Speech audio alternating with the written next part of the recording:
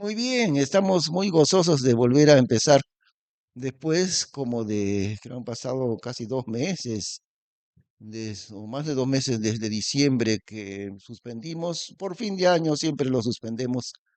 Estamos reiniciando recién hoy día, 12 de, bueno, 13 de febrero, ¿no?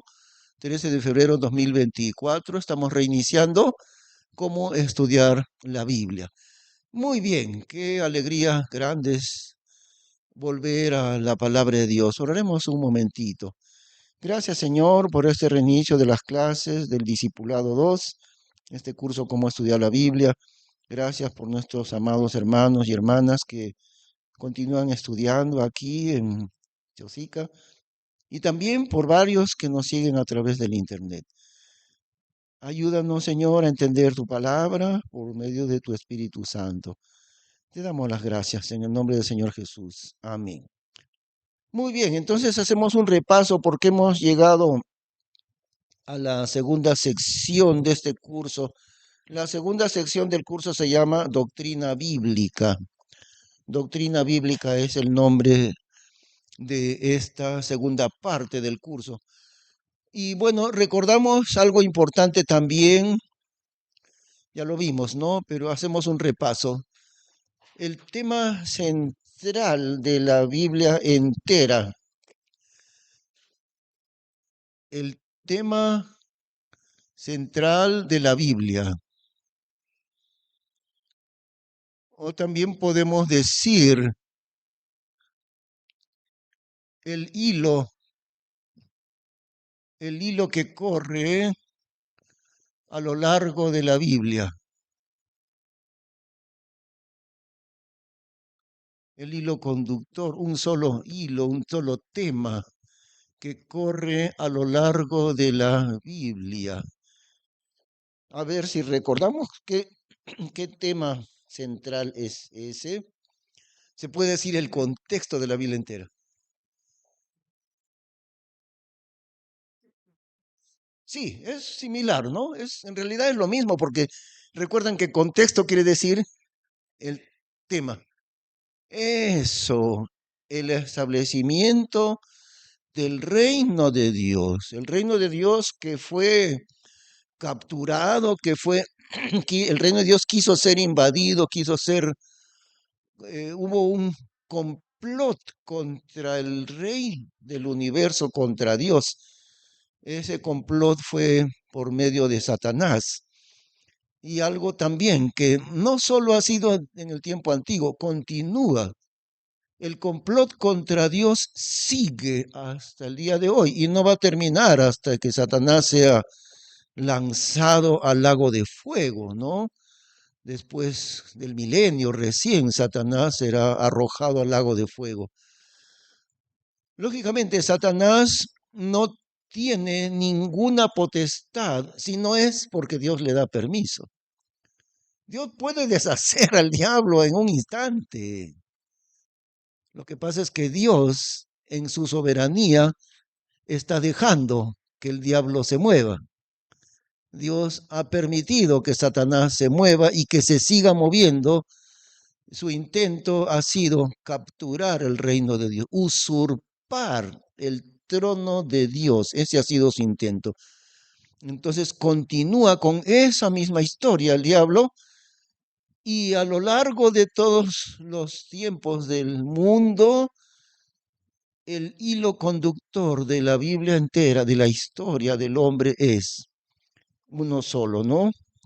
Como dijo ya nuestro hermano, el establecimiento del reino de Dios.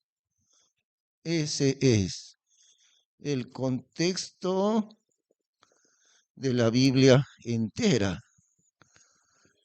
el establecimiento del reino de Dios. Dentro de este tema general, forma parte del contexto grande de la Biblia que es este, forma parte la salvación del hombre, por supuesto, ¿no?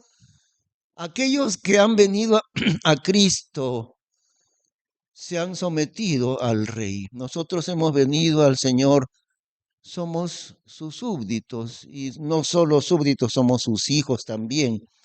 Nosotros ya estamos en obediencia del Rey.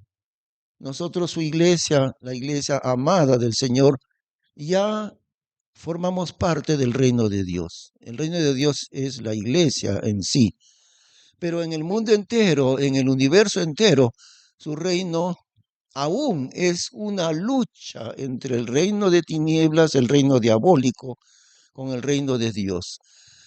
Y la lucha es absolutamente feroz, esa lucha entre el reino de Dios y el reino diabólico.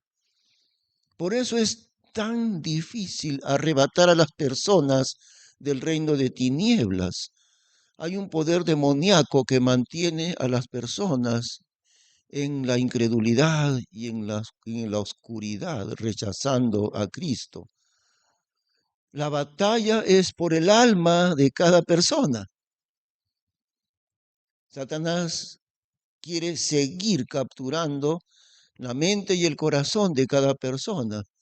Y Dios quiere ganar para su reino a esa persona. No se puede hacer a la fuerza. Dios no puede, Dios no llega al alma de ninguna persona por la fuerza. Dios nunca lo hace. Dios llega por el amor, por el poder de su amor. Pero la lucha para que una persona entienda el Evangelio y venga a Cristo, esa lucha es terrible, hermanos. A veces cuesta años enteros de oración para que una persona pueda llegar a Cristo. Orando por algunas personas, yo siempre estoy orando por algunos familiares míos y cuesta años de oración, pero un día Dios tocará su corazón, porque la lucha es terrible entre el reino diabólico y el reino de Dios, ¿no? Entonces, la salvación no es el tema central de la Biblia. Es un tema importante, por supuesto que sí, Dios mandó a su Hijo a este mundo para salvar al hombre. Pero el tema central no es la salvación del hombre, sino que Dios sea glorificado cuando su reino se establezca. La gloria no es para el hombre, la gloria es para Dios. Si nosotros dijéramos el tema central de la Biblia entera es que el hombre sea salvado, ¿saben qué estamos haciendo? Estamos poniendo al hombre como el centro de todos los planes de Dios. Es por eso que la salvación no es el centro de la Biblia, sino Dios es el centro de la Biblia, no el hombre. Y la salvación forma parte del plan de Dios, por supuesto. Claro que sí, ¿no? La salvación. Pero la salvación está dentro del plan general de Dios, del tema central de la Biblia. Y los propósitos de Dios no tienen como centro al hombre, es al revés. Dios es el centro de la vida del hombre, ¿ve? Por eso es que el tema central de la Biblia entera no es exactamente la salvación del hombre, sino el reino de Dios. La gloria es de Dios, no del hombre. El hombre es salvado por el amor de Dios, sí, pero ¿cuál es el resultado final de la salvación? La gloria de Dios. El resultado final de que Dios ha salvado al hombre es la gloria de Dios, no la gloria del hombre. Entonces ahí estamos entendiendo cuál es el tema central de toda la Biblia. De ahí entonces vamos yendo a lo que es la diferencia entre el reino de Dios y el reino de los cielos. En la Biblia se pueden notar, se puede distinguir claramente esa diferencia entre dos reinos, el reino de los cielos y el reino de Dios. Sin embargo, ambos van a concluir a un solo reino. Y en realidad ambos son parte de un solo reino, porque el rey es uno solo, ¿no? No hay otro, sino es uno solo, es Dios, el Padre, es el Rey. Por lo tanto, no puede haber dos reinos en conflicto. Pero eso es como, diremos, como que un padre tiene dos hijos, ¿no? Los dos hijos tienen el mismo padre. Los dos hijos son diferentes, pero los dos forman parte de la familia del Padre. Entonces, algo así. Si bien es cierto, el reino de los cielos es diferente del reino de Dios, pero todos llegan a ser un solo reino, porque el rey es uno solo, por esa razón. Es como dos manifestaciones de un mismo reino, de un mismo rey. ¿Cuáles son entonces? El reino de los cielos y el reino de Dios.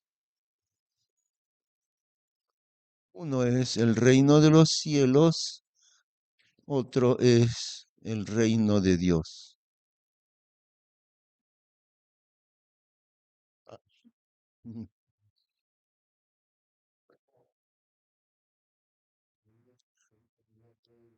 Ya. Sí, hay cierta similitud, porque en la parábola del hijo pródigo están dos, ¿no? El hijo mayor y el hijo menor. ¿Cuál es el hijo perdido? Es el menor, que representa a los gentiles de la iglesia, el hijo menor, que se fue y se lanzó a todo lo malo que hay en el mundo, a eso se lanzó el hijo menor. Pero el hijo mayor permanecía siempre con su padre. En el campo estaba, ¿no? Pero nunca se apartó, no se rebeló como el menor. El hijo mayor es Israel y el hijo menor es el hijo pródigo, el hijo menor es la iglesia, somos nosotros, ¿no? El hijo perdido, que cuando el hijo perdido, los gentiles, viene arrepentido a su padre y su padre le hace una fiesta, el hijo mayor dice, qué buena gracia, tal por cual de tu hijo recibió su herencia anticipada, le diste la herencia y lo ha despilfarrado. Mira cómo ha venido ahí como un desarrapado, un harapiento después de haber gastado tu dinero con rameras y todo, y todavía le hacen una fiesta de bienvenida. Ese es Israel que se queja ante Dios. Estos gentiles inmundos, idólatras, apartados de Dios, lo van a recibir a ellos, a estos gentiles inmundos en el reino de Dios. ¿Y nosotros qué somos? Nosotros somos el pueblo santo. Y tienen razón. Dios los llama el pueblo santo, pero ellos nunca fueron santos de verdad. Pero Dios les sigue llamando el pueblo santo, ¿no? El hijo pródigo es el menor, la iglesia, el hijo mayor es Israel. Y efectivamente, ¿no? Israel es el reino de los cielos, Israel. Tiene que ver mucho el reino de los cielos con ellos, con Israel. Y el reino de Dios es la iglesia. ¿Por qué? Porque veamos entonces la diferencia, ¿no? El reino de los cielos es terrenal. Mejor ponemos esto acá. El reino de los cielos es terrenal. Ajá, hay un país, claro, un país geográfico, ¿no? El reino de los cielos tiene que ver mucho con lo que es material. Y además está identificado con la nación de Israel. Ahora, el reino de Dios es diferente. ¿Cómo dice? Eso. El reino de Dios no es de la tierra, es celestial, a pesar del nombre, ¿no? A pesar del nombre, pero el reino de los cielos es celestial, no es de la tierra. Nosotros no pertenecemos a la tierra, sino al cielo. El reino de Dios es espiritual e invisible, eso, ¿no? Espiritual e invisible. Y el reino de Dios es la iglesia. Muy bien, ahí está. Y esos dos se distinguen claramente dentro de la Biblia. Ahora quiero advertirles algo, hermanos, como ya les he explicado anteriormente. Hay puntos semejantes a este, como la diferencia entre estos dos reinos. Estos puntos ustedes no los van a encontrar explicados en los libros de teología. Es muy raro aquellos maestros bíblicos que lo enseñan. Así como es tan raro aquellos que como nosotros y como unas muy pocas las iglesias igual que nosotros, que decimos, estas Biblias modernas de la sociedad bíblica son Biblias adulteradas y no las usamos porque llevan adulteraciones esas Biblias. Nosotros usamos una Biblia antigua de 1865 porque es la única que ha permanecido fiel exactamente a la palabra de Dios. Y a partir del año 1900, todas las Biblias se comenzaron a desviar y cada vez se desvían más. Y los eruditos de la sociedad bíblica cada vez se desvían más de la pureza de la palabra de Dios. Que yo diga esto en 100 iglesias evangélicas dentro del Perú, de 100 iglesias, o sea, de un 100%, tal vez haya una o dos que nos escuchen, de repente tres, de repente 3%. Igualito, en este caso, entender la diferencia entre ambos reinos no es algo que los teólogos lo entiendan, lo niegan, sí, sí, sí, la teología del pacto, ajá. Eso, efectivamente, sí, hermano. Niegan la diferencia entre Israel y la iglesia. Se llama la teología del pacto, efectivamente. Pero si uno es honesto al estudiar la Biblia, ahí está la diferencia. Por ejemplo, en el libro de Mateo, ¿no? Todo el libro de Mateo nos habla del reino de los cielos. Todo Mateo. Porque también el contexto de Mateo es Jesús, el rey de Israel, ¿no? El rey de los judíos. Entonces, uno de los estudios que nosotros vamos a hacer, hermanos, más adelante es, vamos a estudiar el libro de Mateo. Es bien importante porque Mateo nos explica la diferencia que hay entre el reino de Dios y el reino de los cielos. Muy bien, ahora vamos a ver a través de la historia cómo se desenvolvieron ambos reinos, a través de la historia del mundo.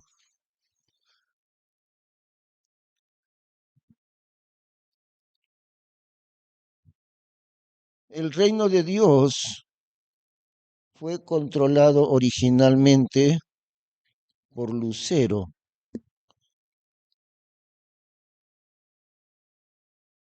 El reino de Dios a través de la Biblia.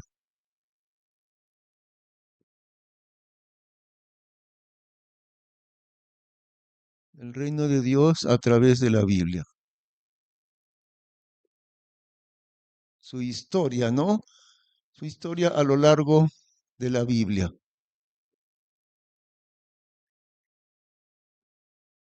Muy bien. En primer lugar, el reino de Dios fue controlado originalmente por Lucero. Fue controlado originalmente. ¿Quién es Lucero? Satanás. Satanás.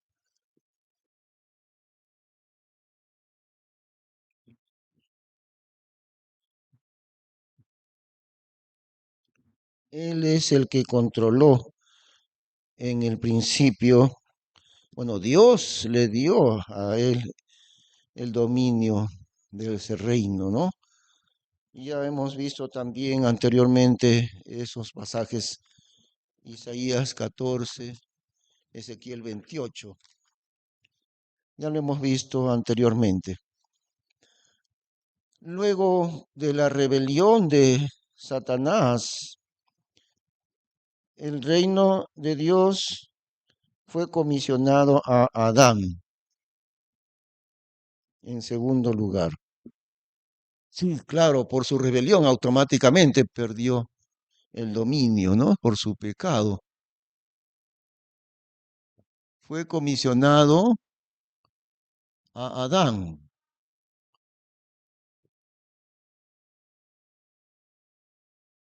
Y esto, claro, después de la caída del lucero, ¿no? De la caída en pecado, quiere decir. Después de la caída en pecado del lucero. Bueno, cuando Adán fue creado ya Satanás había caído en pecado mucho, mucho antes. Pero entonces primero estuvo en manos de Lucero, después fue entregado a Adán el reino del reino de Dios. Y en realidad ambos reinos estuvieron en manos de Adán, los dos reinos juntos. Y cuando Adán fue creado, ya había venido el pecado en Satanás. Lo perdió también por el pecado. Sí, sí, sí, claro. Sí, así. Ajá, sí, es muy probable. Algunas cosas no sabemos porque la Biblia no nos explica con claridad. Y si no nos explica con claridad, no tenemos el error de especular. Especular quiere decir adivinar algo que no sabemos. No podemos especular qué pasó entre Génesis 1 y Génesis 2, ¿no?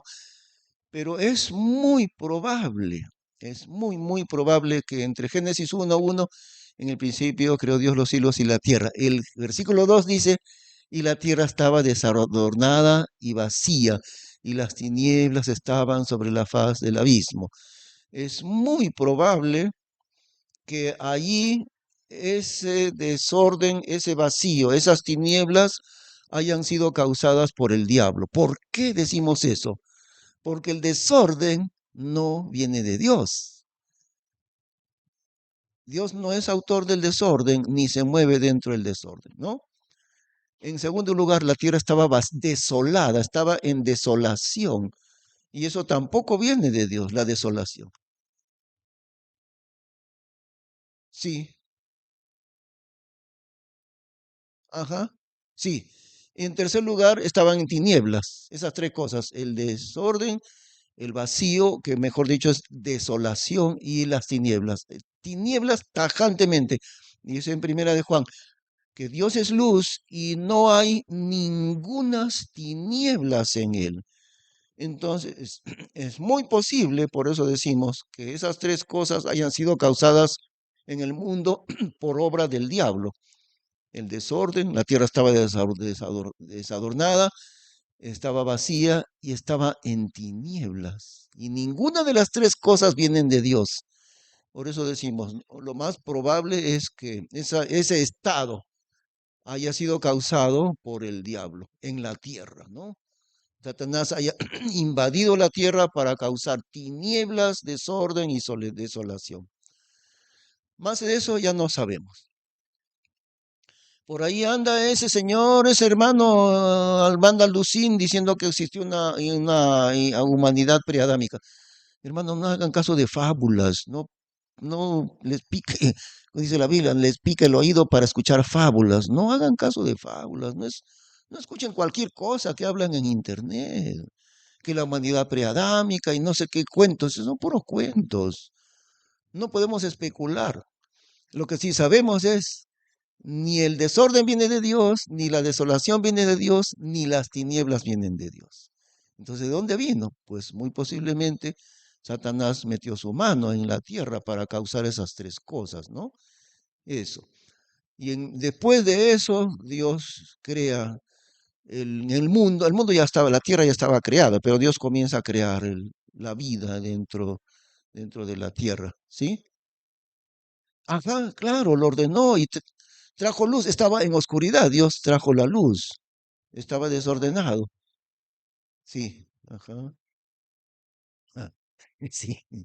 Muy bien, después de Adán perdió el reino del Dios a causa del pecado. Adán lo perdió por el pecado, claro, el reino de Dios, ¿no?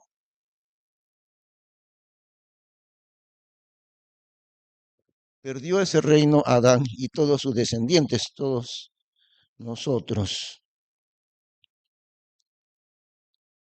Luego,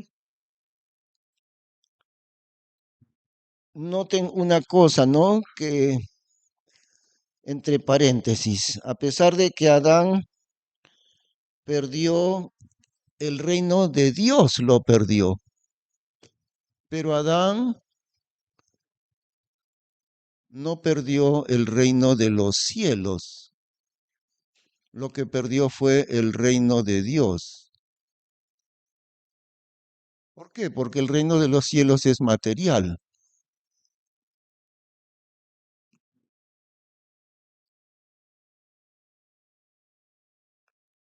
Después de eso, el reino de Dios no vuelve a aparecer en el mundo hasta la venida de Cristo.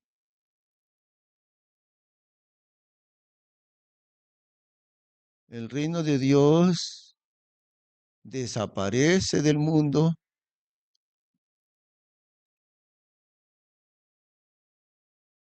hasta la venida de Cristo.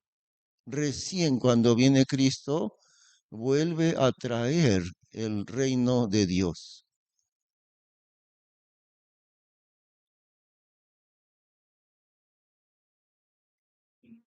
¿Cuántos años pasaron desde la creación de Adán hasta la venida del Señor Jesús al mundo? ¿Cuánto tiempo? Ya saben, ¿no? ¿Ah? Sí, eso, 4000 años aproximadamente. Bueno, casi exactos en realidad, 4000 años, desde la creación de Adán hasta la venida de Cristo, 4000 años. Entonces, el reino de Dios, después que pecó Adán, el reino de Dios desapareció totalmente del mundo hasta que recién el Señor Jesús vino a traerlo, ¿no? El reino espiritual, el reino de Dios.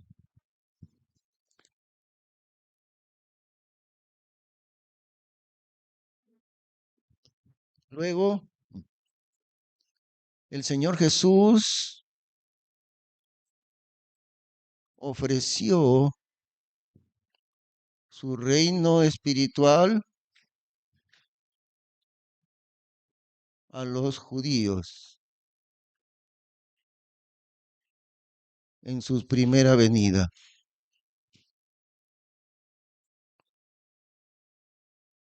El Señor le ofreció a ellos ese reino. En realidad les ofreció los dos reinos juntos, ¿no? Tanto el reino de Dios como el reino de los cielos estaban destinados para Israel. Pero ¿qué pasó con Israel? Lo rechazaron.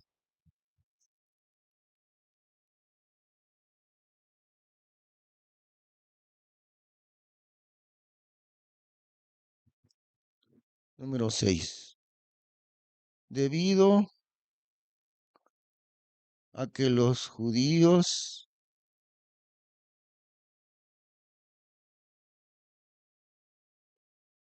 debido a que los judíos rechazaron el reino de Dios, ¿qué pasó entonces?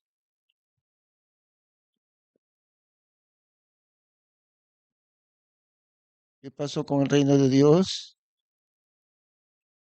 Este fue dado a los gentiles, o sea, a los gentiles creyentes, claro, ¿no? A los gentiles creyentes, o sea, a la iglesia. El rechazo del reino de Dios causó que Dios se lo quitara a ellos. Dios se lo había ofrecido a ellos, pero entonces el reino de Dios fue dado a los gentiles. Ahora, recuerdan ustedes en las parábolas, ¿no? ¿Recuerdan, por ejemplo, una parábola, la que dice un hombre hizo un gran banquete, un hombre importante, un hombre rico hizo un gran banquete y convidó a sus amigos? Y a la hora ya, el día del banquete, esa era la costumbre de ellos. Primero les invitaba un mes antes, digamos, pero el día del banquete mandaba a sus siervos a la casa de cada uno y decirle en la mañana, no se olvide que hoy día es el banquete, no se olvide que esta noche es el banquete. ¿Y qué pasó? Cuando fueron a recorrer, cada uno pusieron un pretexto absolutamente ridículo. Uno dijo, acabo de casarme, por eso no puedo ir. Nadie se casa y está ahí, todos están escapados ahí en su luna de miel. El otro dijo, he comprado un par de yuntas de bueyes y voy a ir a probarlos.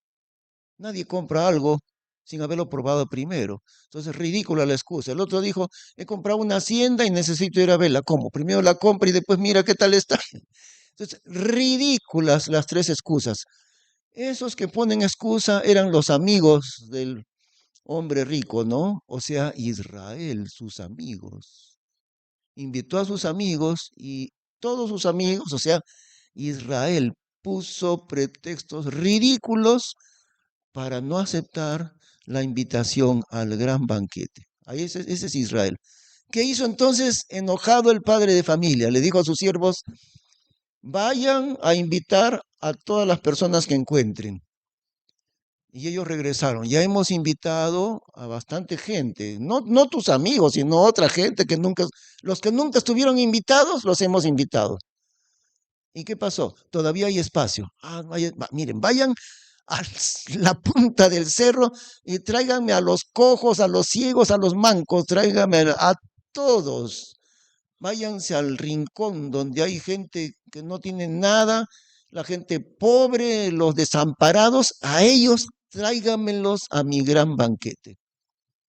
Y ellos no fueron invitados, pero ante el rechazo de sus amigos, entonces el enojado manda, tráigame a todos. Hay espacio, pues vayan todavía y a la fuerza, aunque sea, tráiganlos a los pobres, a los desamparados, a mi gran banquete.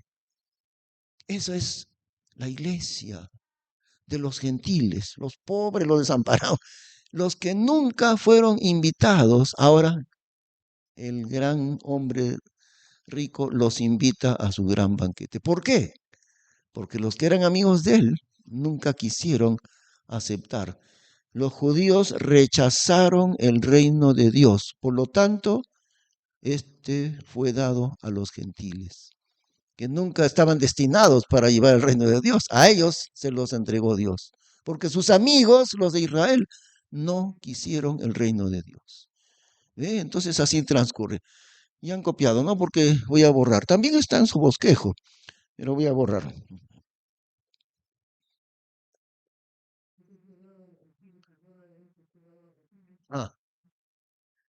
Ah, ¿cómo? No, judíos ya no. ¿Cómo judíos también? O sea, el reino de Dios fue dado a los gentiles. No, judíos no, ya no.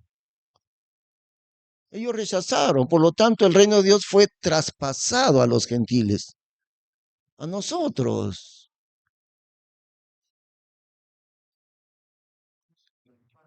Sí. Ah,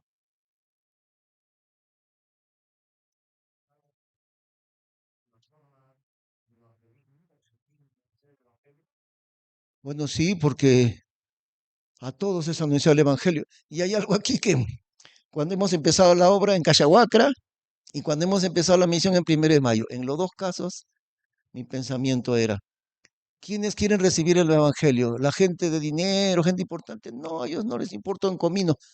Los que más reciben el Evangelio son la gente pobre. Por lo tanto, vayamos a la gente pobre. Hemos ido a Cachahuacra, que es un barrio, bueno, no hay tanta pobreza, pero por lo menos hay ahí gente más humilde que nosotros. Y en 1 de Mayo también, invasión de gente que no tienen dónde vivir, se van ahí. Por esa razón, porque son los que más reciben el Evangelio, la gente pobre. Y Jesús lo dijo, ¿no? Bienaventurados los pobres, porque vuestro es el reino de Dios. Por eso. Ahora, usted me dijo algo, hermano Luis Galindo, mire que fue traspasado, como los judíos rechazaron el reino de Dios fue traspasado a los gentiles. Pero hay una cosa, ¿no? Los judíos no están excluidos, o sea, la puerta no está cerrada del todo a los judíos. Cual, todo judío también puede entrar al reino de Dios, también. El problema no es que no pueden entrar a creer en Cristo, el problema es la dureza del corazón de ellos. O la puerta está abierta para los judíos, pero ellos no quieren entrar. ¿Ve? Entonces el problema no es que Dios les ha cerrado la puerta, sino que ellos no quieren entrar al reino de Dios. Ese es el problema. Los judíos no están excluidos del reino de Dios, pero la inmensa mayoría de los creyentes no son judíos, son de los países gentiles. Por eso decimos, ¿no? Que ha sido traspasado a los gentiles. Porque era al revés, los judíos eran los depositarios del reino de Dios. ¿Y los gentiles, estaba la puerta cerrada? No, tampoco. Un gentil podía entrar a ser parte del pueblo de Dios, pero ¿qué tenía que hacer? Circuncidarse, nacionalizarse por medio de la circuncisión y comenzar a obedecer pues todos los mandamientos de Moisés, ¿no? Entonces ya estaba nacionalizado judío. Entonces, ahí en ese caso tampoco estaba cerrada la puerta a los gentiles, sino que había la condición de circuncidarse. Sí,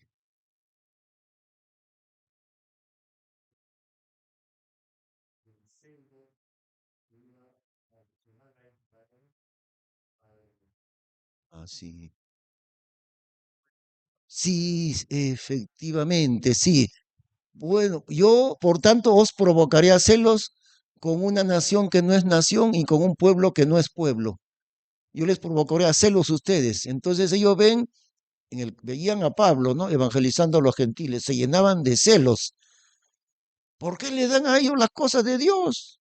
Si nosotros somos los elegidos de Dios, ¿por qué se lo dan a estos inmundos que nunca tuvieron la ley de Dios? ¿Por qué? Si nosotros somos. Entonces comenzaban a odiar al Evangelio y hasta ahora odian el nombre de Cristo. Dios dice, yo les provocaré a celos con un pueblo que no es pueblo. Es como que un hombre con su esposa, ¿no? Y como esta se porta mal, tan mal se porta, bueno, sigue siendo su esposa, pero este comienza, ¿qué tal si comienza a coquetear con otra que no es su esposa? Ella se va a llenar de celos, ¿no? Igualito, Dios que mostraba su amor para ellos, pero estos se portaban como unos tales por cuales que nunca querían obedecer a Dios.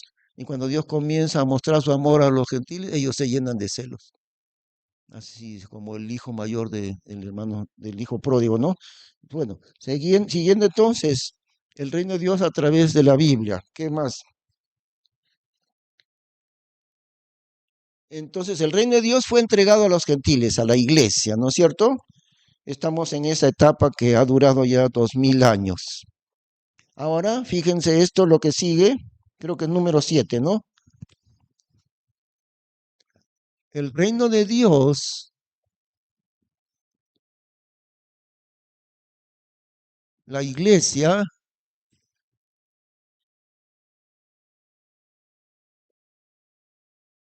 desaparecerá del mundo. El reino de Dios desaparecerá del mundo. ¿En qué momento? En el rapto. El reino de Dios desaparecerá del mundo en el rapto de la iglesia. La iglesia será quitada del mundo. Entonces, ¿qué habrá en el mundo? ¿Salvación? ¿Habrá salvación todavía? Sí, todavía habrá salvación. Pero la iglesia ya no estará. Tampoco estará el Espíritu Santo, recordemos eso, ¿no? El tiempo de la tribulación será un tiempo igual que el tiempo del Antiguo Testamento. Hermano, sí, claro, 7 años, sí. En el Antiguo Testamento, el Espíritu Santo nunca vino para vivir, para morar en el creyente, o sea, en los israelitas. No. El Espíritu Santo obraba en ellos, sí. Él obraba, es la única manera. Dios siempre obra en el mundo por el Espíritu Santo. Pero una cosa es que el Espíritu Santo obre en el mundo y otra cosa es que Él se quede a vivir en la persona del creyente.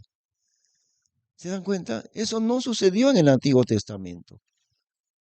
Recién con la venida de Cristo, En el Antiguo Testamento, los creyentes nunca son llamados hijos de Dios. Bueno, todos eran miembros del pueblo de Dios. ¿Cuál era el pueblo de Dios? Israel. Automáticamente, todo aquel que era de la sangre judía era parte del pueblo de Dios. Pero Dios no le llamó a ellos nunca hijos de Dios. No. Recién con la venida de Cristo, Juan 1:12, más a todos los que le recibieron, a los que creen en su nombre, ¿no? Se les dio el poder de ser hechos hijos de Dios. Miren la diferencia en cómo obraba Dios en el Antiguo Testamento. ¿Dios obraba por su Espíritu Santo? Sí, pero no moraba el Espíritu Santo en la persona de los creyentes. No se producía en ellos un nuevo nacimiento. Eso recién viene con el tiempo de la iglesia. Todo creyente de la época de la iglesia es habitado por el Espíritu Santo. Y uno ha nacido de nuevo, ha nacido otra vez. Nuestro cuerpo ha sido hecho templo del Espíritu Santo, así dice la Biblia. ¿Qué cosa es un templo? El lugar donde Dios mora, ¿no? El templo es la habitación de Dios. El cuerpo de un cristiano o de una cristiana es morada de Dios. Hemos sido hechos templo del Espíritu Santo. Y eso es ahora en la época de la iglesia. Eso no sucedió en el tiempo del Antiguo Testamento. El Espíritu Santo, dice la Biblia, vino sobre David, el Espíritu Santo vino sobre Saúl, sí, pero no se quedó en ellos. Más bien dice el Espíritu Santo se apartó de Saúl, ¿no? Entonces él obraba el Espíritu Santo en las personas, sí, pero no para vivir en ellos. Eso recién se ha producido.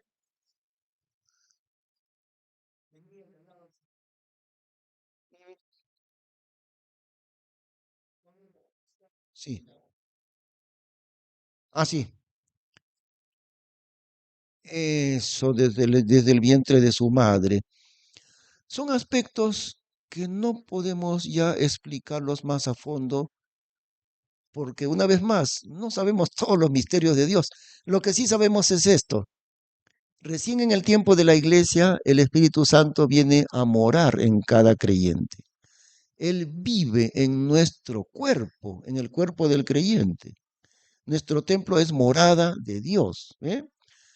Eso nunca se produjo en el Antiguo Testamento. El Espíritu Santo obraba en ellos y no es que los abandonaba, pero Él obraba de ellos, Él obraba en ellos. ¿De qué manera? Pues no sé. Lo único que sabemos es que sí obraba el Espíritu Santo, menos para morar en su cuerpo, en su persona. Obraba en ellos, pero no se quedaba, no entraba como habitación de esa persona. Esa es la diferencia. ¿Ve?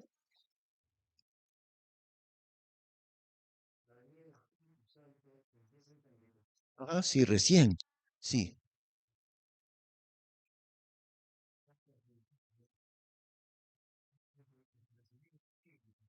así. Mm, claro, lo que yo pienso en cuanto a eso es cuando Jesús le dice, recibid el Espíritu Santo y sopló.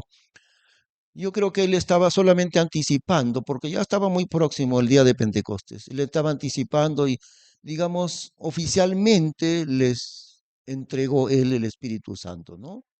Aunque en ese momento no se manifestó, sí. Recibiréis el don del Espíritu Santo, sí, claro. Cuando venga sobre vosotros el Espíritu Santo, sobre vosotros, ¿ven? Es decir, como vuelvo a decir, eso no se produjo en el Antiguo Testamento, recién en el Nuevo Testamento. Eh,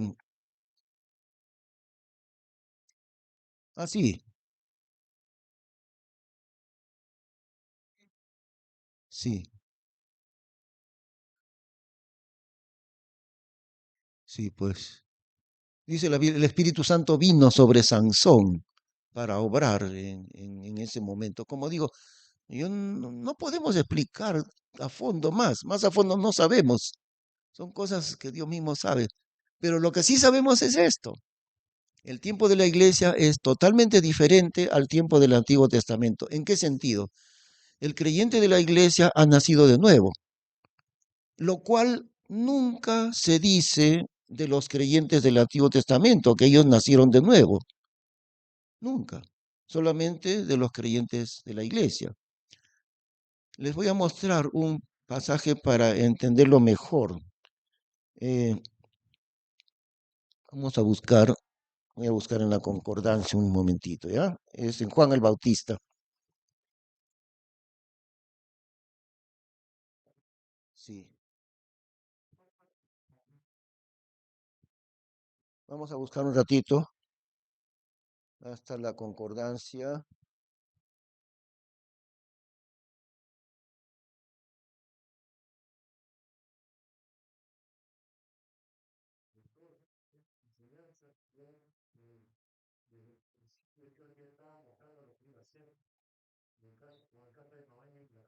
Ah, sí, de veras. Sí. ¿Cómo dices? No, no. Ah, no.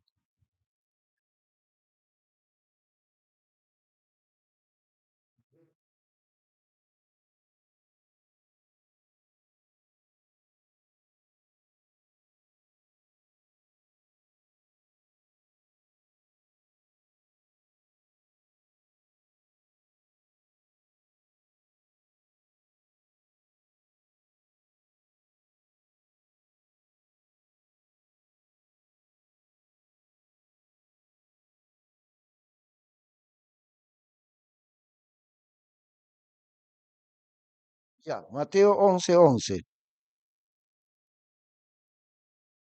Mateo 11:11.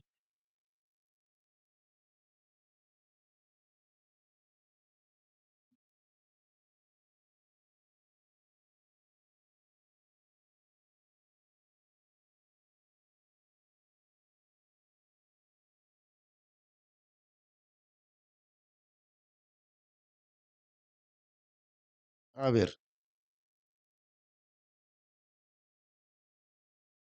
es el tema de Juan el Bautista, versículo 7, desde el 7. E idos ellos, comenzó Jesús a decir de Juan a las multitudes: ¿qué salisteis a ver al desierto? ¿Una caña que es meneada del viento? ¿O qué salisteis a ver?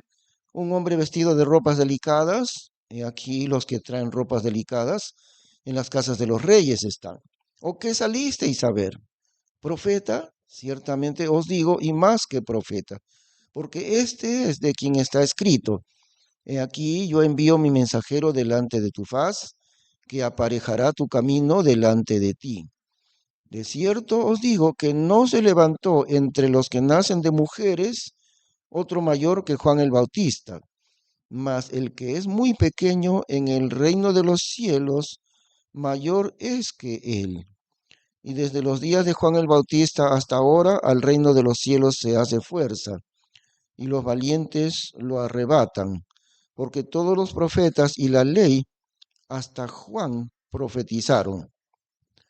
Miren el detalle, porque como ya saben ustedes, es muy importante cada detalle en la Biblia. Cada pequeño detalle tiene gran importancia en la palabra de Dios, porque la Biblia es muy exacta, muy precisa es la Biblia. Miren el versículo 11. De cierto os digo que no se levantó entre los que nacen de mujeres otro mayor que Juan el Bautista. ¿Qué nos hace recordar eso? ¿Qué le dice Jesús a Nicodemo? El que no naciere del Espíritu no puede ver el reino de Dios. El que no naciere de agua y del Espíritu. Pero Juan, el Señor muestra que Juan no es nacido del Espíritu, es nacido de mujer. Ninguno de los santos del Antiguo Testamento es llamado hijo de Dios, nunca. Hijo de Dios es llamado el creyente en Cristo recién en la época de la iglesia. Y entre ellos del Antiguo Testamento, Juan tampoco es llamado nacido del Espíritu Santo, se llama nacido de mujer, se le dice. Entre los que nacen de mujeres no hay otro mayor que Juan el Bautista. Es decir, ¿qué dice Jesús? Entre aquellos que pertenecen al régimen del Antiguo Testamento, entre todos ellos no hay otro mayor que este hombre, que este profeta Juan. Entre los que pertenecen al régimen del Antiguo Testamento. Además, Jesús dice, todos los profetas y la ley profetizaron hasta Juan. Hasta él llega el régimen de la ley, dice Jesús. ¿Quiénes son los del régimen de la ley? Nacidos de mujeres, no son nacidos del Espíritu Santo. Pero son hombres de Dios, sí. Juan el Bautista era un hombre de Dios tremendamente poderoso, pero pertenece al régimen del Antiguo Testamento. ¿Y por qué sabemos? Porque miren lo que dice. De cierto os digo que el más pequeño en el reino de los cielos es mayor que él. ¿Por qué? Porque el más pequeño que pertenece a la iglesia tiene morando en sí el Espíritu Santo, no como Juan. Por eso es que Jesús dice, a pesar de que este es el hombre más grande entre los del Antiguo Testamento, a pesar de eso, el creyente más pequeñito del Nuevo Testamento es mayor que él. ¿Por qué? Porque el Espíritu Santo le ha hecho nacer de nuevo. Por eso.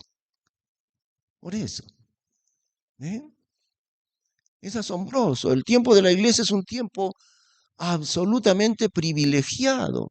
Los santos del Antiguo Testamento no gozaban de ese increíble privilegio, ser nacidos del Espíritu Santo. Ellos nunca son llamados nacidos del Espíritu Santo. ¿Son hombres de Dios? Sí. ¿Estarán en el cielo con nosotros? Sí, también. Pero no fueron nacidos del Espíritu Santo. ¿Ven? Ahí está la diferencia. ¿Por qué también? Porque el reino de Dios, en el número 6 decía, el reino de Dios desapareció del mundo desde el pecado de Adán hasta la venida de Cristo. En todos esos miles de años no estaba el reino de Dios, porque el reino de Dios es el reino producto de la obra del Espíritu Santo. Entonces, en el tiempo antiguo era el reino de los cielos también, ¿ven? No el reino de Dios.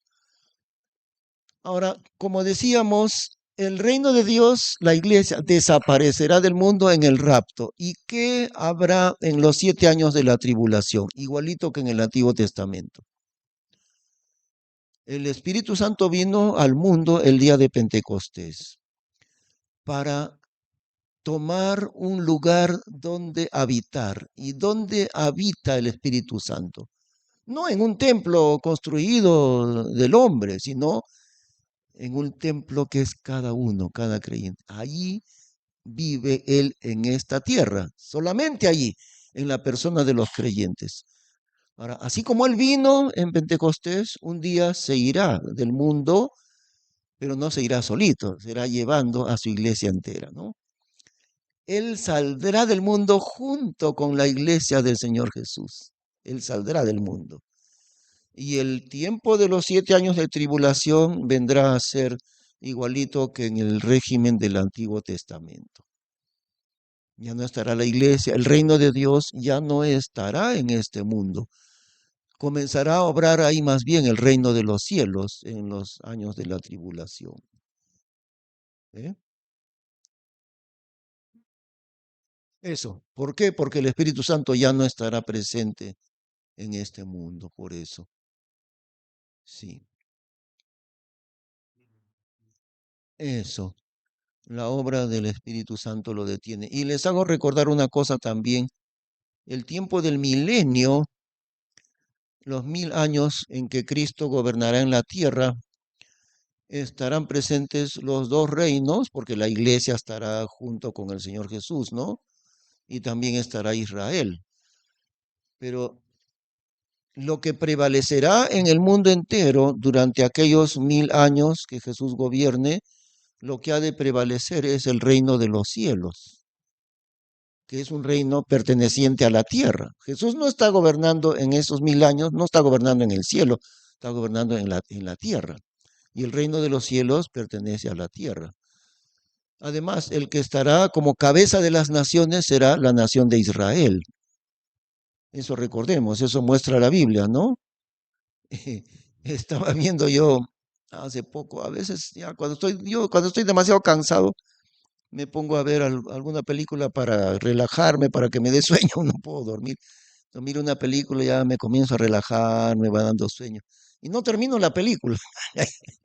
Ya me dio sueño, ya lo apago. Después otro día vuelvo a ver para terminar la película. Bueno, estaba viendo una película referente a los últimos días de Hitler, pues, ¿no? Y Hitler en sus últimos días, ya viéndose derrotado, él dijo, hemos querido librar al mundo entero del problema judío, dice, y no nos han valorizado nada. Mira lo que nos hacen, nos derrotan cuando hemos querido hacer una nueva historia en el mundo. Hemos querido librar al mundo del desastre de los judíos estos y no nos han dado gracias el mundo por querer desaparecer a los judíos, dice, ¿no? Eh, los judíos, así como han sido perseguidos en toda la historia, en el milenio, dice la Biblia, ellos serán cabeza de las naciones. Cabeza de las naciones será Israel en el mundo entero.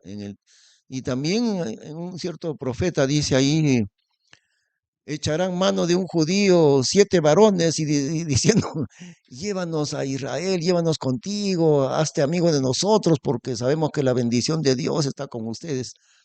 Luego hasta las mujeres querrán casarse con un judío, dice, ¿para qué? Porque serán la gente más importante del mundo entero, ellos, ¿no? Los que son menospreciados el día de hoy. Y entonces en el reino del Señor, el milenio, estará prevaleciendo ahí el reino de los cielos. Y el tiempo presente es un reino invisible. Nosotros ya estamos bajo el reino de Cristo. Nosotros ya hemos obedecido al Rey. Ya estamos bajo su obediencia. Pero no somos un reino material, no somos un reino político, somos un reino espiritual y también invisible. Eso es, ¿no? Bueno, el reino de Dios desaparecerá en el rapto, desaparecerá del mundo. Después de eso,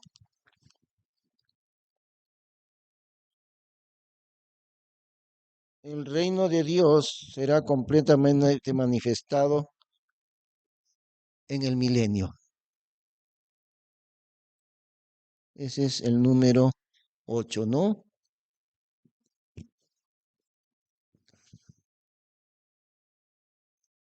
El reino de Dios será manifestado completamente en el milenio.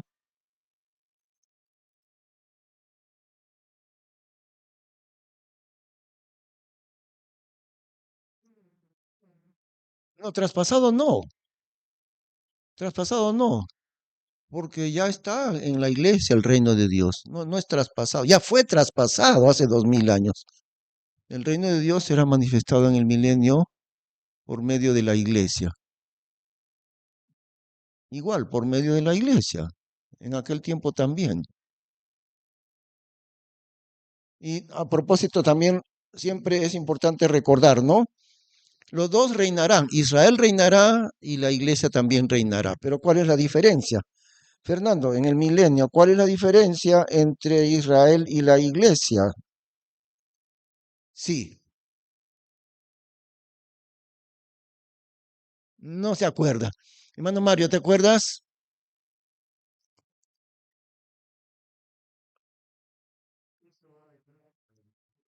No, y lo que la pregunta es esta, ¿no? Durante el milenio, ¿cuál es la diferencia primordial entre Israel y la iglesia? Porque los dos van a reinar. Israel va a reinar, la iglesia también va a reinar. Entonces, ¿cuál es la diferencia entre los dos? Ajá. Bueno, tibio, tibio. A ver, hermana Zoila, a ver, ¿qué más? Ahí está, eso. Muy bien. Los dos reinarán, Israel y la iglesia. La diferencia es, la iglesia es la esposa del rey, como la reina, aunque la reina no gobierna sino el rey, pero a veces le llaman la reina, ¿no? La iglesia es la esposa del rey. Israel no es la esposa del rey. ¿Qué cosa es? La familia del rey. No podemos olvidar eso. Por eso les pregunto varias veces estas cosas y se olvidan de nuevo. De nuevo le voy a preguntar la misma cosa. Israel, la familia, los familiares del rey. La iglesia, la esposa del rey. Ahí se nota la diferencia. Claro, él reina junto con su esposa y junto con sus familiares. Todo rey siempre ha puesto, así ha sucedido siempre, a quienes pone como ministros, a sus familiares o también a sus amigos íntimos. Ellos son su gente de confianza, su familia y sus amigos íntimos, ¿no es cierto? Entonces, la familia, los amigos íntimos del rey son Israel, pero su esposa es la iglesia. Y los dos están ahí junto al rey, ambos están junto al rey. ¿Ven? ¿Y por qué se olvidaron de eso? ¿Mm? Bueno, no, eso de la repetición es una de las leyes de la enseñanza. Al repetirlo, recién se van a acordar, ah, verdad, ya antes, recién me acuerdo. La repetición es una ley de la enseñanza. Entonces, con la segunda venida del Señor Jesús, el reino de Dios será manifestado en el milenio, en el cuerpo de Cristo. ¿Cuál es el cuerpo de Cristo? La iglesia, muy bien, la esposa, el cuerpo de Cristo. El último que dice,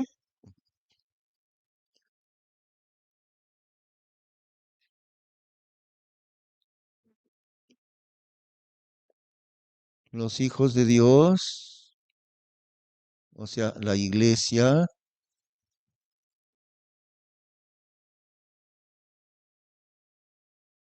reinarán por toda la eternidad. En con cuerpos glorificados.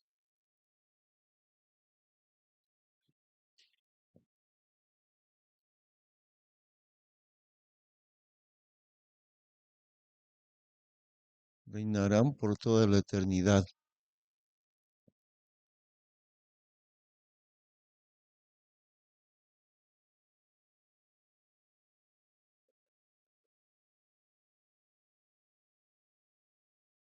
Con Cristo, ¿no?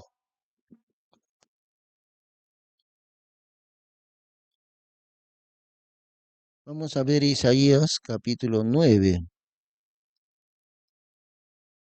Isaías capítulo 9.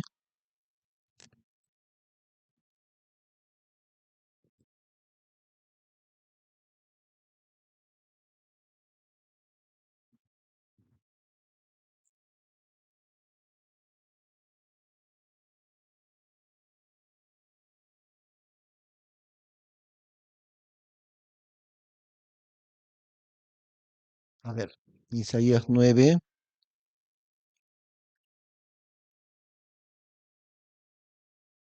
6. La profecía del nacimiento de Jesús. 9, 6. Porque niño nos es nacido, hijo nos es dado, y el principado es asentado sobre su hombro, y llamarse a admirable, consejero, Dios fuerte, Padre eterno, príncipe de paz. La multitud del señorío y la paz no tendrán término sobre el trono de David y sobre su reino, disponiéndole y confirmándole en juicio y en justicia desde ahora para siempre. El celo de Jehová de los ejércitos hará esto. Entonces, miren las primeras palabras del verso 7. La multitud del señorío y la paz no tendrán término. La multitud no tendrá término. El crecimiento del reino de Dios no tendrá término. Y una de las razones por las que se piensa que Dios creó un universo tan increíblemente grande, ustedes no pueden entender, hermanos, cuán enorme es el tamaño del universo y cuán microbio, cuán pequeño, tan microbio es la Tierra dentro del universo que ha creado Dios. La Tierra es increíblemente diminuta comparada con el tamaño de las estrellas, los astros que ha creado Dios. Es casi imposible imaginar el tamaño tan enorme del universo que creó Dios. Pero una de las cosas que nos hacen pensar es esto, que Dios creó lugares tan extensos en el universo porque Dios va a poblar el universo. Ahí dice, la multitud del Señor y el señorío no tendrá término. En inglés, en la Biblia King James se ve un poquito mejor, dice the increase, el crecimiento. Y ahí dice la multitud, ¿no? Es lo mismo. La multitud no tendrá término, es decir, no parará de crecer. ¿Por qué es tan enorme el universo? Posiblemente, ¿no? Siempre decimos posiblemente, porque no vamos a especular, pero posiblemente será porque Dios va a poblar ese enorme universo con el crecimiento del reino de Dios. Y la iglesia seguirá reinando por toda la eternidad con un cuerpo glorificado que Dios le ha dado. Ahora, ahí hay una diferencia entre la iglesia y el reino de los cielos. Israel es el reino de los cielos, la iglesia es el reino de Dios. Ahí hay una diferencia importante. Recuerdan ustedes, le preguntan a Jesús, siempre preguntas con trampa, ¿no? Los saduceos que negaban la resurrección y todo eso. Vienen a Jesús y le dicen, maestro, siempre todo hipócritas son maestro. Hubo un hombre que murió sin tener hijos, entonces según la ley de Dios, él tenía que casarse con la viuda. Y entonces la viuda se casó con el hermano del que había muerto. Pero él también murió. Entonces el siguiente hermano se casó con ella. Y así 7 hermanos. 7 hermanos la tuvieron porque según la ley de Dios, si la viuda no tenía hijos, el cuñado tenía que casarse con ella. Y así se casó ella con los 7 cuñados, con los su esposo más 6 o con 7. Y los 7 murieron y ella también. Y entonces, su pregunta capciosa, ¿no? Y entonces, la eternidad, ¿de cuál de los 7 será esposa ella? Porque todos la tuvieron como esposa. A ver, son esas preguntas de los doctores de la ley. ¿Y Jesús qué le dice? Erráis, ignorando las escrituras y el poder de Dios, porque en el reino de Dios ni se casarán ni se darán en casamiento, sino que serán como los ángeles de Dios en el cielo. Ahora, además, cuando ustedes escuchan en la Biblia que dice el Dios de Abraham, bastantes veces, yo soy el Dios de Abraham, el Dios de Isaac y el Dios de Jacob. Dios no es Dios de muertos, sino de vivos. Así que ustedes mucho erráis, así y lo deja con la boca callada, ¿no? Dios no es Dios de un muerto Abraham que ya no existe, de un muerto es Dios, no es Dios, es Dios de vivos. Sigue siendo el Dios de Abraham, Isaac y Jacob, que están vivos. Entonces, él está mostrando allí esto. Está hablando de nosotros, que integramos la iglesia. La iglesia es llamada el cuerpo de Cristo. Y una de las razones es de que tenemos su mismo cuerpo, tendremos su mismo cuerpo. Él resucitó con un cuerpo inmortal, eterno, ¿no? Nunca más sujeto a la muerte. Recuerden cómo ellos estaban reunidos el mismo día de la resurrección, domingo, primer día de la semana. En esa noche, bien trancadas las puertas por miedo de los judíos. ¿Y qué pasó? Jesús atravesó las puertas, atravesó la pared y se puso en medio de ellos de repente. Ese mismo cuerpo tendremos nosotros. porque somos la esposa de Cristo, ¿no? La esposa de nuestro Salvador. Y a ellos, a los que somos integrantes de la iglesia, se está refiriendo al Señor cuando dice, ni se casan ni se dan en casamiento. Pero ¿cuál es la diferencia de que casa o da en casamiento? El hombre se casa, la mujer es dada en casamiento. Por eso, ni se casan ni se dan en casamiento. O sea, los hombres que se casan, las mujeres que se dan, que se entregan en casamiento. Entonces, Jesús dice, ni los hombres ni las mujeres se volverán a casar.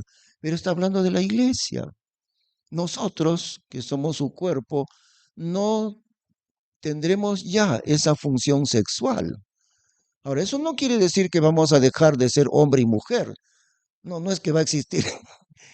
Ya tú no eres hombre y tú no eres mujer, un solo sexo. No, no es eso. No.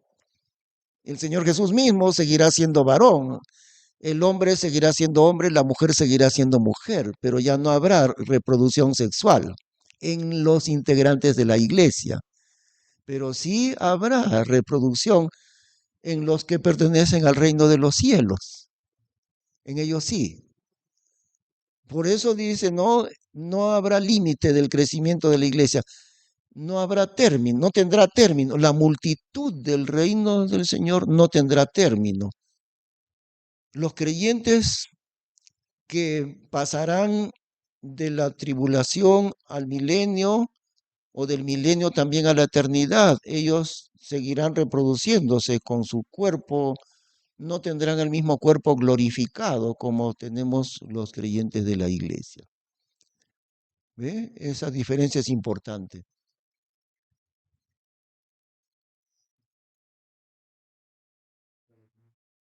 Sí, las naciones, vamos a ir a Revelación, en Revelación, Apocalipsis.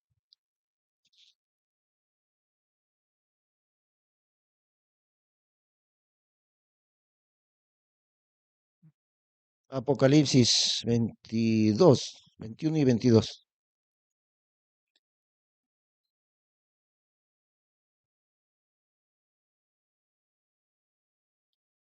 Apocalipsis 21,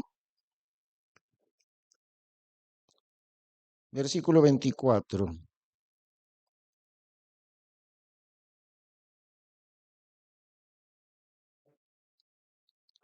¿Listo? 24.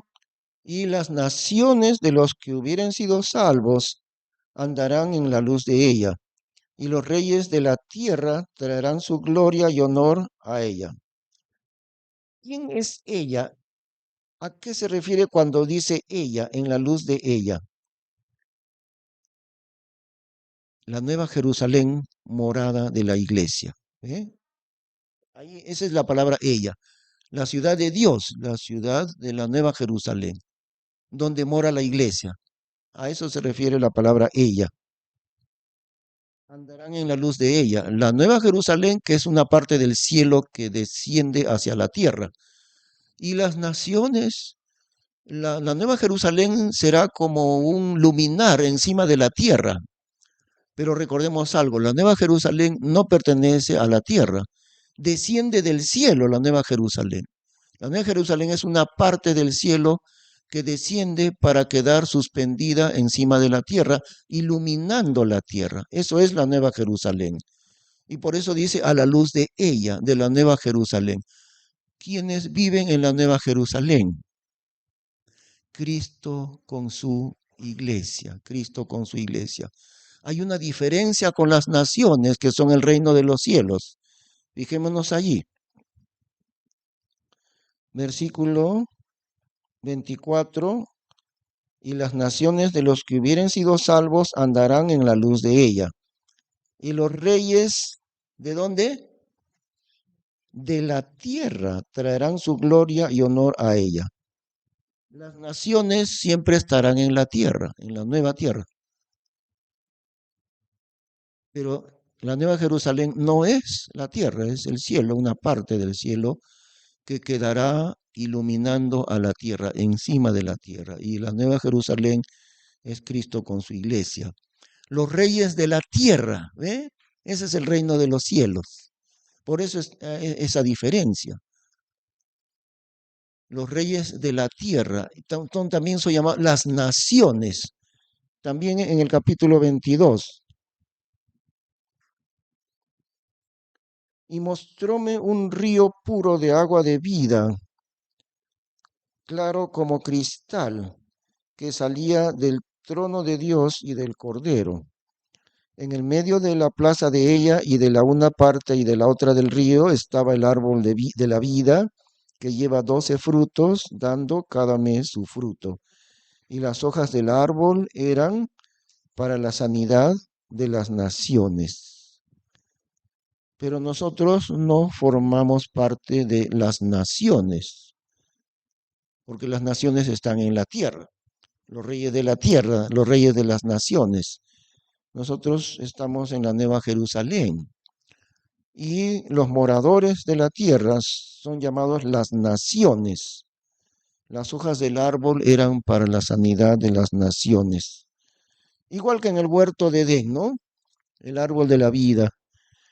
Y Dios dijo, que no coma del árbol de la vida para que no viva para siempre, dijo Dios, después del pecado. Entonces por eso Dios lo sacó, ¿no? Para que no comieran del árbol de la vida y pudiera vivir para siempre. Entonces las naciones de la tierra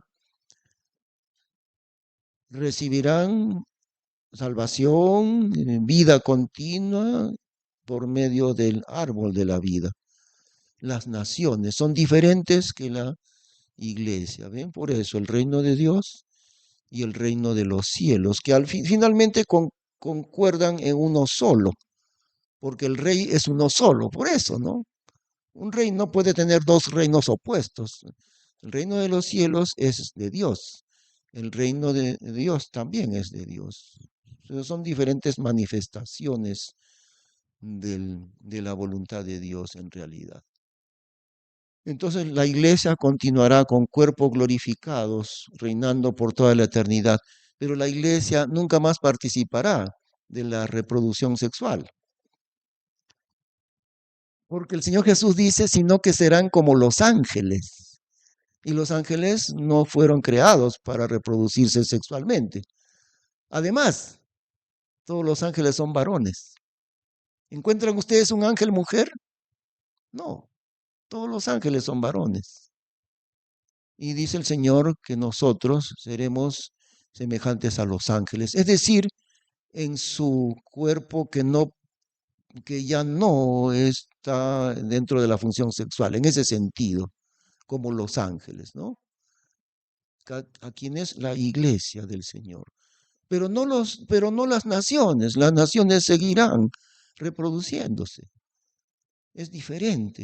El cuerpo de ellos posiblemente es diferente porque nosotros tenemos el cuerpo glorificado así como el Señor Jesús, pero ellos no. ¿Ve? Sí, sí, hermano.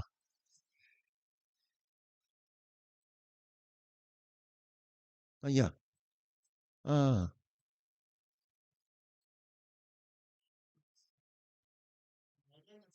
allá.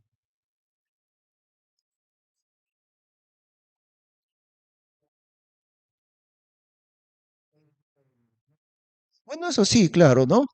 Eso sí. No, ahí ya no, ya no, más hijos, ya no.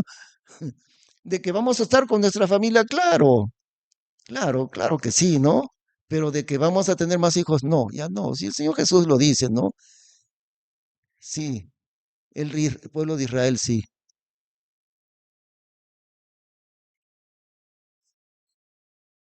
allá. Ajá, claro, es que existe un sector bastante amplio que se llama la teología del pacto y también siguen lo que se dice teología del reemplazo. Entonces, ellos niegan la diferencia entre Israel y la iglesia. Lo que dicen es esto, que como Israel se portó muy desobediente durante siglos enteros, entonces Dios los desechó, le están diciendo que Dios los desechó para siempre y que todas las bendiciones que eran para ellos las traspasó Dios a la iglesia, lo cual no es cierto, porque todas las bendiciones prometidas a Israel se cumplirán exactamente, ¿no? Dios los ha puesto en un paréntesis que va durando ya 2000 años. Eso sí es cierto.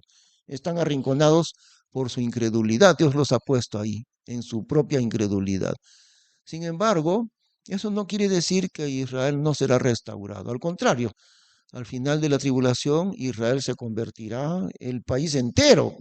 O sea, los que sobrevivan la tribulación, los judíos se convertirán a Cristo. Así, millones. ¿Cuántos serán? No sabemos, pero se convertirán en qué momento? Cuando Cristo baje a salvarlos, ¿no? Y ellos seguirán siendo Israel.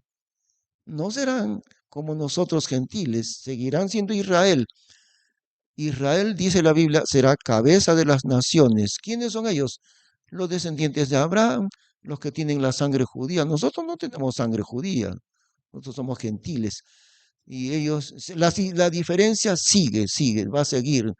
Pero los de la teología del pacto, como usted dice, Armando Alducín, no entienden la Biblia. Y si no la entienden es porque no son honestos al estudiar la Biblia, no son honestos.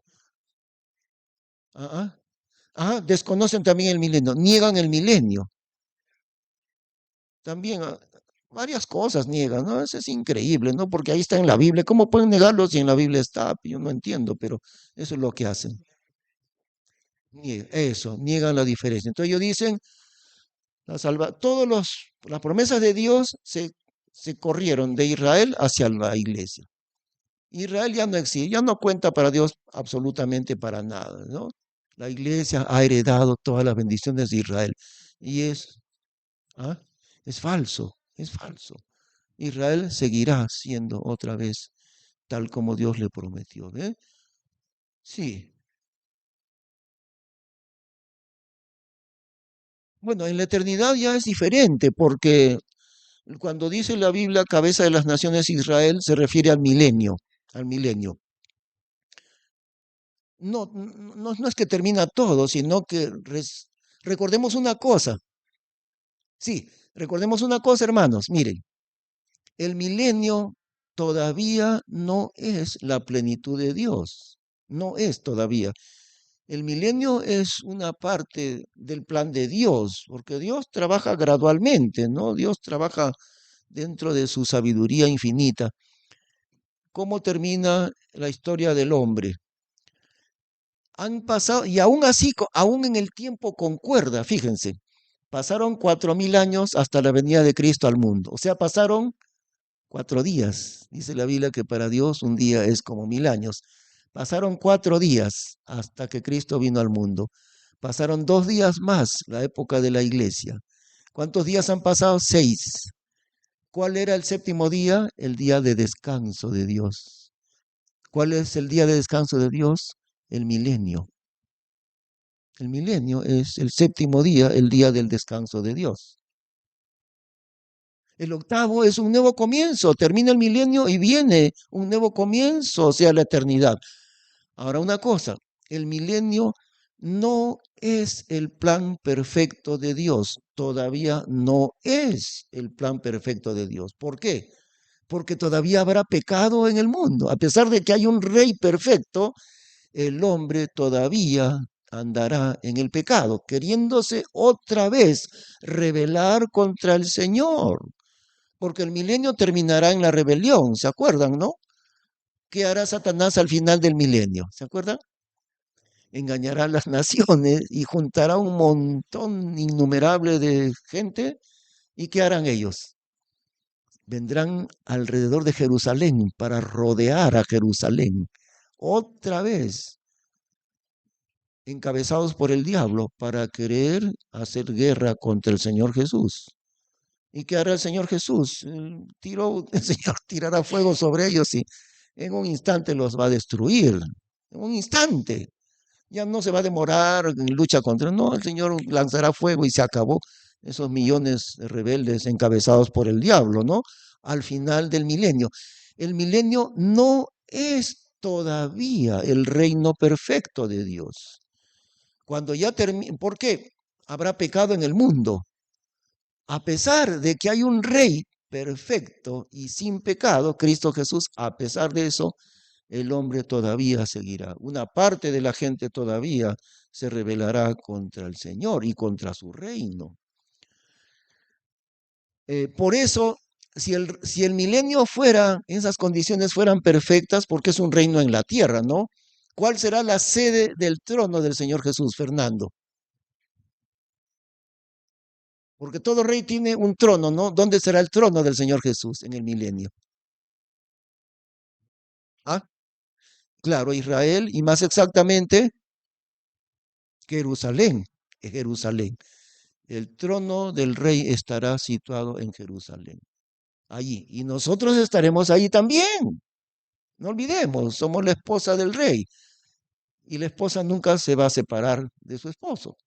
Nosotros también estaremos reinando en Jerusalén, igualmente Israel, ¿no? Si el milenio fuera un reino perfecto, nunca terminaría. Pero Dios le da un final, 1000 años y nada más. Dios le pone un final. Y después del milenio viene cielos nuevos y tierra nueva. Dios va a purificar con fuego. Tanto los cielos fueron contaminados por el pecado de Satanás y de sus demonios. Dios destruirá con fuego los cielos, morada de los demonios. Y Dios destruirá la tierra por el pecado del hombre en el mundo. Y entonces, ¿qué hará Dios? Cielos nuevos sin pecado, tierra nueva sin pecado. Recién vendrá el reino eterno de Dios, donde no estará el pecado. Y ahí sí será eterno, porque eso será perfecto. No sabemos mucho sobre el reino eterno de Dios. En realidad, más sabemos sobre el milenio, porque en la Biblia hay mucha más explicación sobre el milenio. ¿Cómo será el reino eterno de Dios? Poco sabemos. Lo importante sí está en la Biblia, ¿no? Cuando Juan el apóstol en Apocalipsis es llevado al cielo por un momento, ¿no?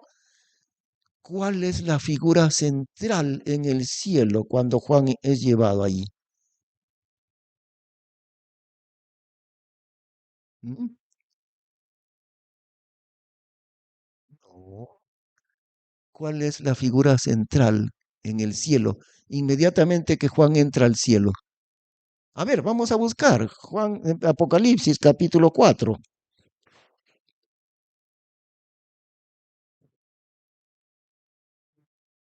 Apocalipsis 4, Revelación 4.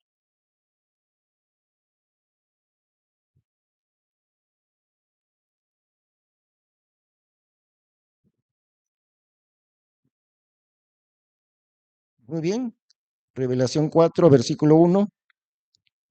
Después de estas cosas miré, y he aquí una puerta abierta en el cielo. Y la primera voz que oí era como de trompeta que hablaba conmigo, la cual dijo, sube acá y yo te mostraré las cosas que deben suceder después de estas. Y al punto yo fui en el espíritu, o sea, has llevado al cielo, ¿no? Y he aquí, ¿qué cosa? Un trono estaba puesto en el cielo y sobre el trono estaba uno asentado. Esa es la figura central del cielo, el trono de Dios, el trono de Dios. No, de Dios el Padre, de Dios el Padre. Y Jesús está a la diestra de Dios. Pero el que está en el trono es el Padre. Apenas entra en el cielo, ¿qué es lo que ve? Un trono y sobre el trono uno sentado. Por eso, ¿cuál es el tema central de la Biblia? El establecimiento del reino de Dios. ¿Quién va a reinar en el mundo? ¿Quién va a reinar en mi vida? ¿Voy a reinar yo o va a reinar el Señor? Esa es la gran pregunta. ¿Quién va a reinar en mi vida? Y no debo reinar yo. Debe ser el Señor el que reine. Como Jesús, ¿no? Mas no se haga mi voluntad, sino la tuya. Esa siempre es la gran pregunta. ¿Quién va a reinar en mi vida? Por eso el tema central de la Biblia es el establecimiento del reino de Dios. La lucha es una lucha peor que la bomba atómica, es esa lucha. ¿Quién va a reinar en la vida del hombre? Ese es el punto central de la historia del hombre. Y el que debe reinar es Dios, claro. Pero Satanás está ahí para luchar contra el reino de Dios, ¿no? Muy bien. ¿Ve? Exactamente estamos 8:40, 8:41 estamos para terminar. Qué interesante, ¿no? Muy bien. Vamos a orar entonces, ¿no? ¿Listo? Señor, gracias, Padre Celestial, por cosas tan maravillosas que nos muestras acerca de tu reino, acerca del futuro, acerca de la eternidad. Te damos gracias, Señor, porque estas cosas maravillosas, infinitas, no las comprendemos, son demasiado grandes para entenderlas en su totalidad. Pero te damos gloria, gloria por eso, te damos gracias, Señor. Tú reinas y en el cielo tu trono es lo que prevalece en medio de toda tu creación. Gracias, Señor, te damos en el nombre de Cristo Jesús. Amén.